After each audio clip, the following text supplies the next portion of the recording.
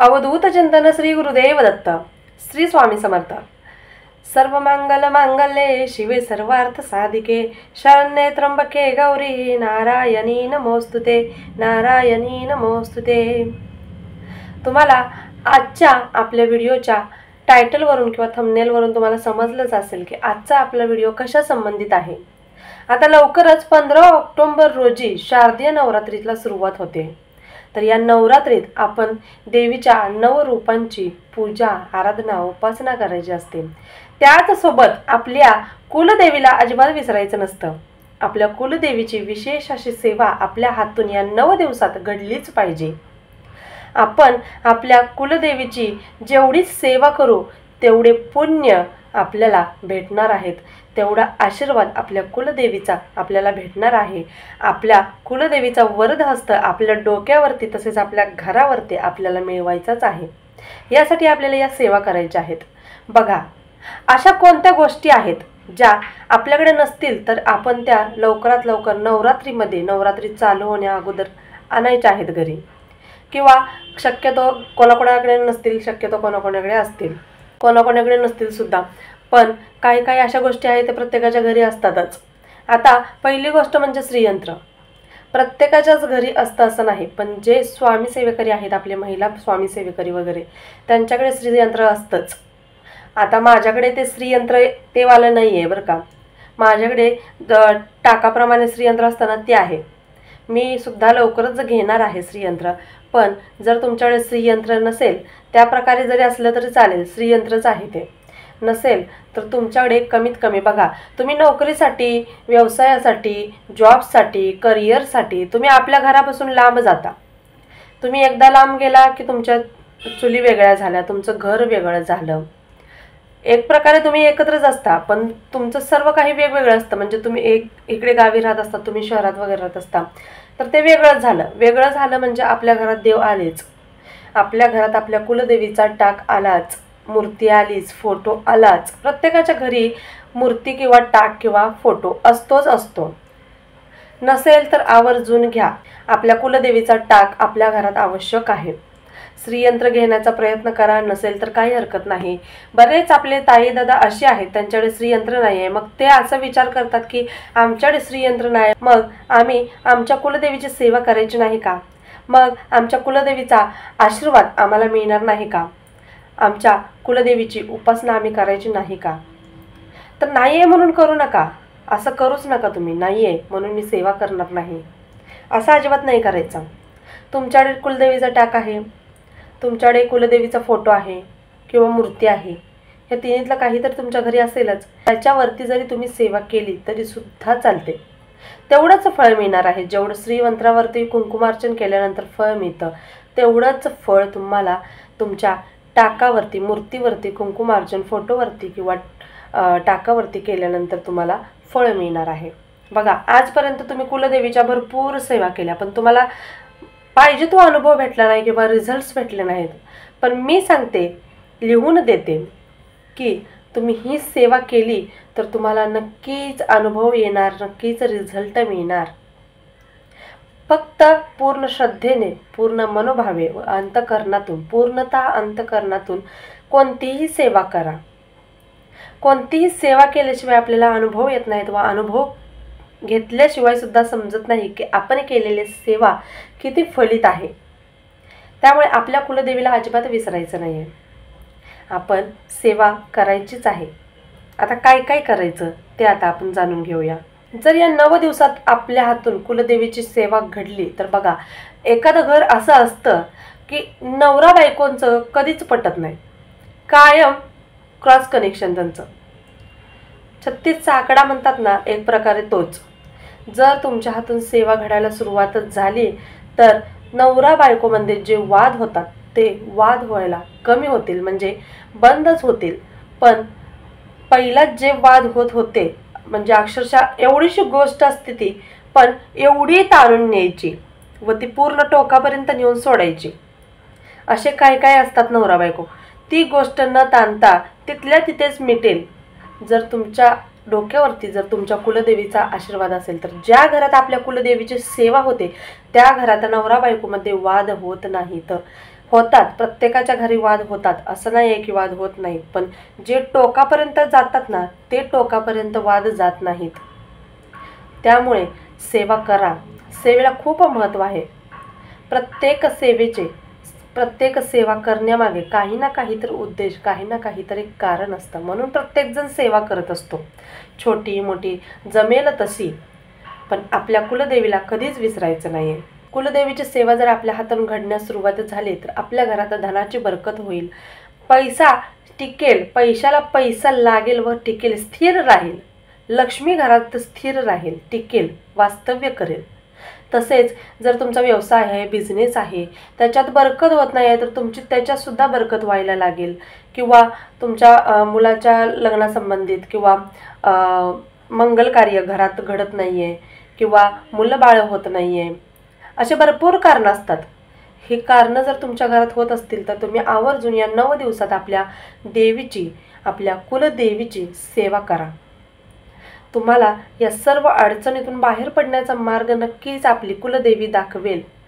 आपली कुलदेवी ही आदिशक्ती असून, आदि माया असून, जर तिची आराधना, तिची उपासना मनोभावे व पूर्णतः अंतःकरणातून केली तर सर्व पापे आपण आपल्या हातून जी काही छोटी मोठी पापं घडली आहेत तर सर्व पाप नष्ट होऊन आपल्याला आपल्या देवीचा, आपल्या आईचा आशीर्वाद, कृपा आशीर्वाद नक्कीच मिळतो.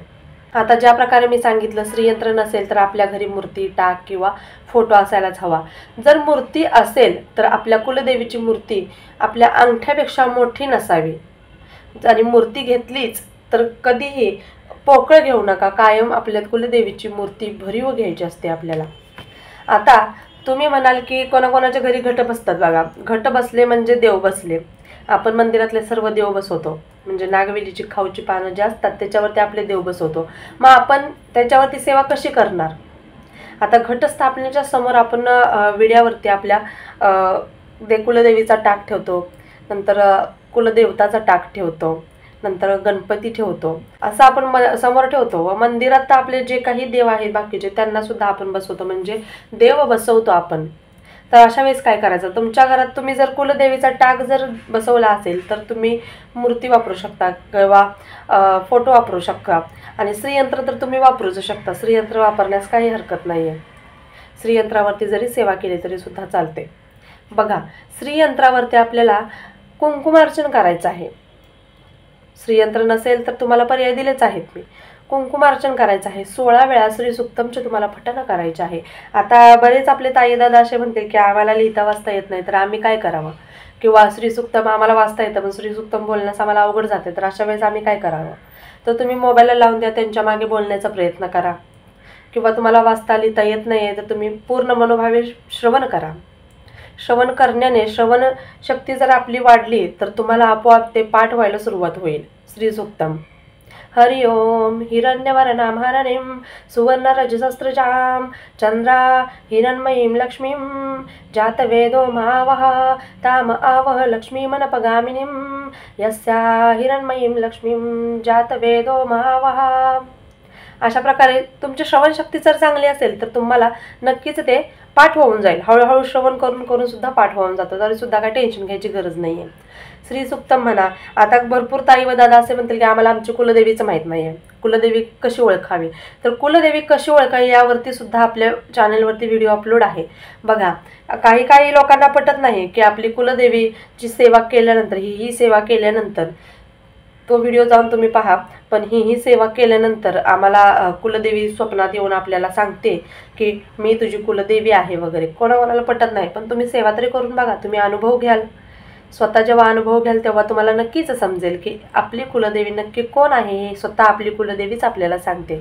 तो पण दृष्टांत देऊन तुम्ही करून बघा, ट्राय करून बघा. केलं नसेल आजपर्यंत ट्राय करून बघा. जर तुम्हाला श्री सुक्तमचे पठण करायचं नसेल तर तुमची जी कुलदेवी आहे त्या कुलदेवीचा मंत्र तुम्हाला म्हणायचा आहे. आता माझी कुलदेवी तुळजापूरची भवानी आहे, तर तो मंत्र कोणता आहे बघा. ओम आदिमाया विद्महे जगदंबाय धीमहि तन्नो भवानी प्रचोदयात. ओम आदिमाया विद्महे जगदंबाय धीमहि तन्नो भवानी प्रचोदयात. आणि दुसरा मंत्र आहे ओम तुळजा भवानी देवे नमः. ओम तुळजा भवानी देवे नमः. ओम तुळजाभवानी देवी नमः. आणि जरी तुम्हाला माहीत झालंच नाहीये की तुमची कुलदेवी कोणती आहे, तरी तुम्ही नवार्णव मंत्राचा जप करायचा आहे. ओम ऐं ह्रीं क्लीं चामुंडाय विच्चे, ओम ऐं ह्रीं क्लीं चामुंडाय विच्चे, ओम ऐं ह्रीं क्लीं चामुंडाय विच्चे, ओम ऐं ह्रीं क्लीं चामुंडाय विच्चे. या मंत्राचा जप जरी केला तर चालेल. आता मंत्राचा जप किती करायचा? कमीत कमी 108 वेळा, म्हणजे 1 माळा तुम्हाला करायची आहे व जास्तीत जास्त 16 माळे करायचे आहेत. मग तुम्हाला 16 माळी जमत नसतील तर कमीत कमी 1 माळ तर तुम्हाला नक्कीच करावी लागेल. 1 माळ करा, सेवा करा. आपल्या कुलदेवीची सेवा आपल्याकडून घडलीच पाहिजे. ही सेवा करत असताना, कुंकुमार्चन करत असताना जे सेपरेट कुंकू आपण ठेवतो ते कुंकू आपल्याला या कुंकुमार्चनसाठी वापरायचं आहे. कुंकुमार्चन करताना तुपाचा दिवा एक तिथे लावायचा आहे. देवासमोर आपण दिवा लावतोच, पण तुपाचा दिवा सुद्धा आपल्याला देवीसमोर, म्हणजे जिथे आपण कुंकुमार्चन करणार आहोत तिथे तुपाचा एक दिवा तुम्हाला लावायचा आहे. नंतर आता तुम्ही म्हणाल की आता आपण कुंकुमार्चन करायला सुरुवात केली, 9 दिवस करणार आहोत, तर हे दुसऱ्या दिवशी कुंकू उचलून दुसरं टाकायचं का? तर नाही, 9 दिवस ती जागा तिथेच ठेवा, ते कुंकू त्याच्यावरतीच राहू द्या. 9 दिवस लगातार तुम्ही कुंकुमार्चन करत राहा. शेवटी एकत्र साठलेले जे कुंकू आहे ते तुम्ही एका डब्यात भरून ठेवा. ते कुंकू देवांना सुद्धा बाकीच्या लावू नका. नंतर तुम्ही कुंकुमार्चन करताना ते वापरलं तर, यूज केलं तरी सुद्धा काही हरकत नाही. रोज ते कुंकू तुम्हाला कपाळाला लावायचं आहे. त्या कुंकवात एवढ्या सात्विक लहरी उतरलेल्या असतात. तुम्हाला एखादं मंगलकार्य करायचं आहे, मंगलकार्याला जात आहे, एखादं मोठं डील क्रॅक करायचं आहे, किंवा एखादं असं काम आहे की भरपूर दिवस झालं अडलेलं आहे, त्या कामासाठी तुम्ही जात आहे, किंवा एखादं खूप महत्त्वाचं कामासाठी तुम्ही बाहेर चाललाय, तर त्यावेळेस ते कुंकू कपाळाला लावून जा. तुमचं काम 100% होणार, कारण स्वतः देवीच्या सात्विक लहरी तुमच्यासोबत आलेल्या असतात. तुमचं काम 100% होणारच. त्यामुळे तुम्ही करून तरी पहा. आणि हे कुंकू नंतर तुम्ही यूज केलं तरी सुद्धा चालतं. हे कुंकू बाहेर जातानाच लावायचं असं नाही, तुम्ही रोज लावा. रोज आपल्या महिलांनी सगळ्यांनीच घरात लावलं तर चालेल, रोज लावा. जर हे रोज कुंकू लावायला लागला तर तुमच्या जीवनात यश आपोआप येईल, अपयश पिच्छा सोडेल. तसेच तुमच्या भाग्याला, तुमच्या नशिबाची साथ नक्कीच लाभेल. करून पहा. कोणतीही गोष्ट केल्याशिवाय आपल्याला समजत नाही, त्यामुळे करून पहा. जेव्हा हे कुंकू तुम्ही रोज लावायला सुरुवात कराल तेव्हा तुमचं भाग्योदय झाल्याशिवाय राहणार नाही, तुमच्या आयुष्याचं सोनं झाल्याशिवाय राहणार नाही, तुमच्या जीवनाचं सार्थक नक्कीच होणार. प्रत्येक सेवा करा. आपल्या या 9 दिवसात आपल्या कुलदेवीची सेवा करा. जर व्हिडिओ आवडला असेल तर आपल्या व्हिडिओला लाईक, शेअर व सबस्क्राईब करायला विसरायचं नाही. झालेली सेवा स्वामींच्या निरोजू करते. श्री स्वामी समर्थ. धन्यवाद.